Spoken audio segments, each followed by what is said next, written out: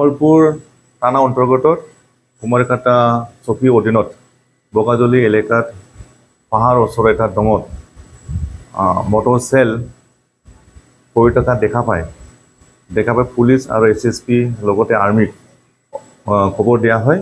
সেইমতীয়া police আমি লগে লগে ঘটনাস্থলীত উপস্থিত হয় আৰু লগতে আৰ্মিও উপস্থিত হয়। সেই টাইমৰ আৰ্মিৰ যোনটো বোম এক্সপাৰ্ট সিহঁতে উদ্ধাৰ কৰি কিনি সিহঁতে পৰীক্ষা চাই কিনে প্ৰাথমিক পৰীক্ষা কৰা হয়। পিছত লগে লগে আমি সিহঁতে কোৱা মতে যোনটো মটৰ চেল আছিলে এইটো নিষ্ক্ৰিয়ভাৱে আছিলে।